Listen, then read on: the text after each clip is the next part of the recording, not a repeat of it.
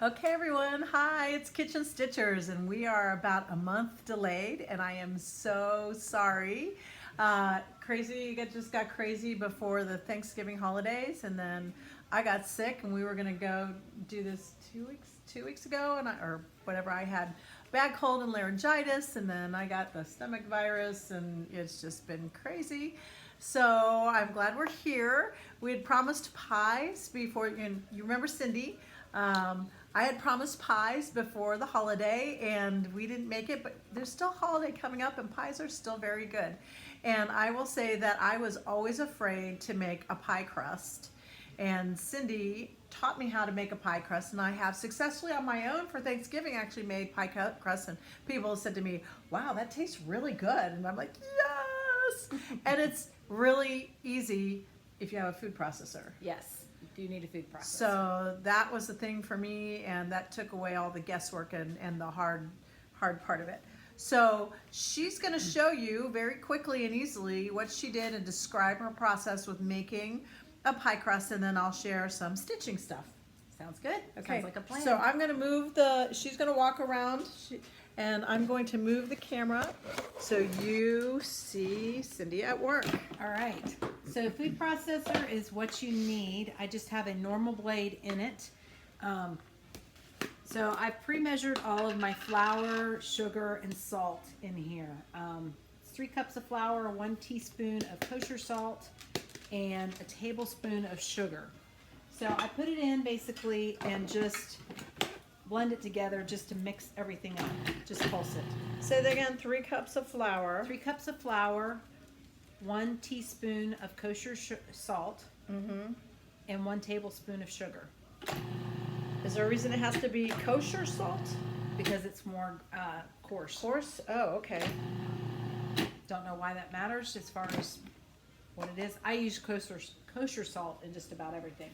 See, I don't. I use table salt. Okay. So. I use kosher. That's interesting. So this is butter and Crisco, and it's 12 tablespoons of butter, and it's 1/3 cup of Crisco. Show them about the size. Pick up one of the blocks so they see about the size. So I basically cut them in half and then cut them in half again. So, and you make them cold. So these have been sitting in the freezer. I cut them up, put them in the freezer, let them get chilled. It helps to keep the dough together.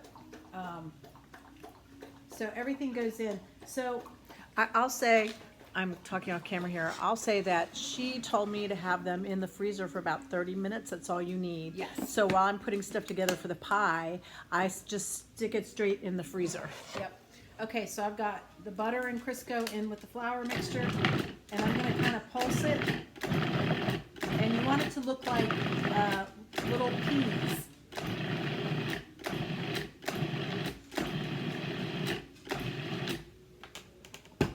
So it's you can still see the flour in there.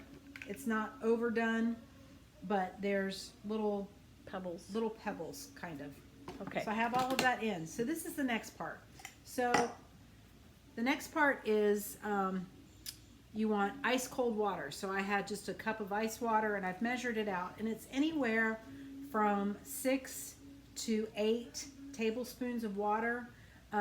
Sometimes you can go, if I don't think it's sticky or coming together enough, I'll do 10. Last time I did too many. Hang on for a second. So what she's got in her hands in terms of that little teeny tiny measuring cup, I love that. It's a tablespoon kind of measuring cup. That's one of my favorite tools that she introduced me to. I forgot to bring that last time, so I thought I didn't get that. Oh. Could you? Oops. Yeah. All right, so now I'm going to turn it on, let it go, and I'm going to slowly add the water. That doesn't seem slow to me. You just didn't do it all at one time. I didn't do it all at one time. And how many tablespoons is that? That was 4. 4? Okay. So this is 8, or will be 8. And you'll see it sort of come together. I'm gonna like pull this up over the top. I don't know if you can see that any better. And you can hear it. It starts to become dough. So that's 8. All right, so I'm going to check it and see if I think it's going to be sticky enough. and I think it feels pretty good. So eight was right on this one. Last time When you say sticky enough, what do you mean? I want it to be able to stick together. So when I put it together in a ball, it'll hold its form. It doesn't get all crumbly It and fall doesn't get apart. all crumbly and fall apart, correct. But so I was confused the last time I made it without you, is because the stuff around the side is pretty crumbly, but if some of the stuff in the middle comes together pretty well, then oh yeah, that's pretty good. It's pretty good. I Yeah. mean, there is some loose stuff there. At the bottom, And be real especially. careful when you stick your hand in there. I learned the hard way that there is a blade in there, it will cut you. Yeah.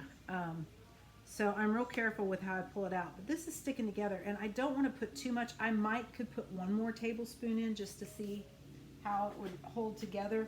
The last time when I did it for Thanksgiving, I had a little bit too much, and it was a little too wet, I felt. Take my ice cubes out. Not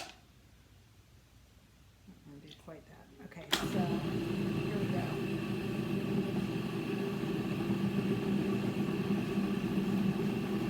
Okay, that looks more like dough and less.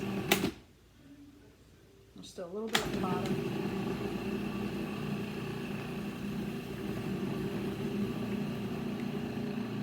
Okay, when it starts doing that, you know it's come together. So once we get that part done, Did you bring your cloth? huh?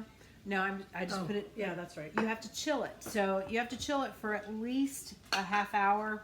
I think it works better if you chill it longer than that. So maybe about an hour or so.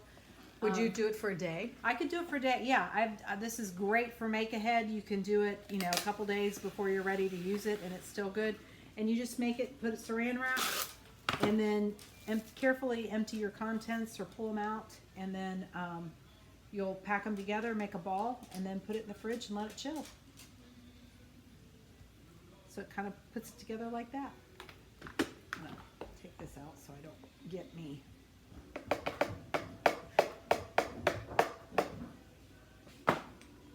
So you dump it out. You want to show what it looks like?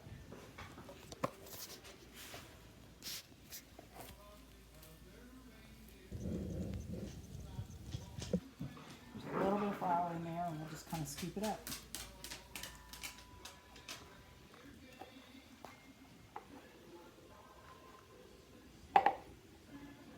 See, I think my first batch that I made was a little more crumbly like that, so I should have put some more water in there. But it's a kind of a trial and error. This is a new food processor for me, so I'm trying to also learn what works. And it may be that I put the water in too quickly, that I was used to being able to go a little faster, and I may have to slow down. So I'm just going to continue to work this until it's in a ball. You were using before your mixer food processor? What were you? I had another food processor that Okay. was just a different model. Uh-huh. So this one is different than the last one. What is the model? This is a Cuisinart. Okay. I don't remember what my other one was. So anyway, I'm going to keep working it while she shows you pretty cross stitch stuff. Okay, so my turn to talk cross stitch. First of all, I'll talk about what I'm currently stitching right now. I decided to join a Christmas SAL, and last year I had seen the historical sampler SAL, and I liked the way the colors were. I just liked the way it looked. Last year it was a vertical cross stitch, and this year it's a horizontal one. So I'm on the last part of the SAL, but I just like the way that looks. I just really like the colors. I don't know what I'll do with it at the end, but it's just been kind of fun to stick together. So that was what I was currently working on. And so the historical sampler, I think that's out of England. And so they offered an advent calendar for the historical sampler. And I thought, oh, well, how fun would that be to get some stuff from England? So this is the historical sampler calendar or advent calendar box that came in. And you'll see that inside it, they have all kinds of different bags, obviously numbered for the day. I was a little surprised that the things, they said it was going to be from some of their favorite companies and places around them, businesses that they enjoyed, but I didn't really put together it wasn't cross stitch. but that's, that's okay. So there have been some fun little surprise things like this little cute little elf to make a little pom-pom elf with. I'll probably save that for a time when my granddaughter can do that with me. And then they had some like little ornamenty kind of things that might be fun for a ribbon on a gift. The only real things, they had some ribbon in here. So this is more just like stitching ribbon. Not cross stitching, but sewing. So I don't sew, I stitch. And they had some little buttons. These were kind of cute with Santa and or not Santa, but the reindeer and the sleigh. So that could be kind of fun, has some potential. And this little thing, you could do some cross, anything with holes, we can cross stitch, right? It's supposed to be an embroidery floss holder, so someone might end up at some point in time finding that as a gift. And they had some chocolate and some other tape. I guess this is a little tape. I don't know what I'll use that for yet, but I'll figure that out. And an ornament, and another ornament, and I think I'm a day ahead. Another little ornament, and then we did get some DMC gold floss. So that was kind of fun. So that was that. I probably would have preferred to be with an advent calendar that was more stitching related, but I'm not going to complain. It was fine. And then the other thing I finished up this year was I wanted to do a box because I've got this idea. I have a pattern for ABCs, and I wanted to figure out how the boxes. This is a Just Nan Halloween box. And I wanted to figure out how I would finish that and put that together so I can make ABC blocks for my granddaughter. And so that I did. So that was kind of fun to finish. You can see the little sides. This is Just Nan. And of course, Just Nan, I love the mice. I love the mice. And so I'll be doing, I already have done her mouse. There's the witch. And then the bottom of it. And I guess that's where the mouse would sit. So that's the bottom. So that will be a fun in the New Year piece. You want to go grab that advent calendar? Mm-hmm. So the other thing I finally finished was the advent calendar that I've been talking about. So that was a stitch along from Hannah Handmakes last year. She's also in England. I don't know how I'm getting connected to all these English people, but I love them. They're very creative. And so I finally did finish it. Yay. And I'll have to say, here it is. I made it bigger than what it called for because, bigger is better, right? And I wish I had seen Vanna's YouTube on creating cording, because my cording is not as nice as I liked. But now I know from Vanna how to do this better. So thank you, Vanna, for putting that out there. I will use that sometime in the future. And every year I do Just Nan's mice, but this year she didn't have just a mouse. She has these mouse on a tin. So I bought a couple of those. So that's going to be my finished project before Christmas comes up. And of course I had bought one that I hadn't been able to get to yet. And that's Glory Bee Mouse. That was the one that came out before. So I'm going to tell you that everybody asks about David. David is going to have eye surgery on Thursday. He discovered like some weirdness going on with his eye. We went to the doctor, and the inside of his eye, that's Cindy's dog visiting and playing with my dog, that he has to have eye surgery because the inside of his eye is tearing a hole in his macula. Yikes.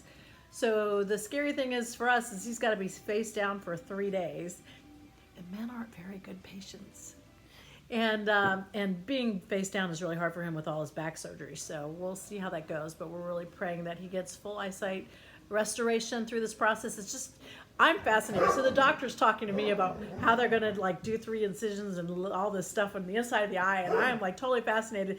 And it's not my eye. And David is like totally freaked out about this. So keep him in your prayers. That's Thursday. And hopefully the next time we see you in January, we'll have some more news.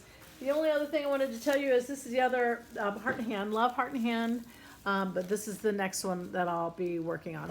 So Cindy, you want to show the finished? This is the finished product. So this is 2 pie crusts, the equivalent for, so you can cut it in half once it sets up and hardens a little bit. You don't want to mess with it too much because if you mess with it a lot, it becomes tough. So you don't want that too tough. And I apologize, Maggie is not behaving very well. Just a couple more minutes, girls, and then you can play. So I don't know how your holidays are going. Holidays are kind of crazy right now with all the stuff that's going on. I just got over being sick. My sweet little baby daughter, if you followed me, our baby granddaughter, got sick about a week ago, and then her mom and dad got sick, and so I got to take care of her. And then I got it about 4 days later, and I haven't thrown up in a decade, so that was not fun. So hopefully I've got my immunity powers. Girls, I've got my immunity powers for the holidays. But things are crazy, and I'm really far behind. And we're going to call this quits because of the dog. All right, well, happy holidays. We'll see you in January. Merry Christmas. Bye. Merry Christmas.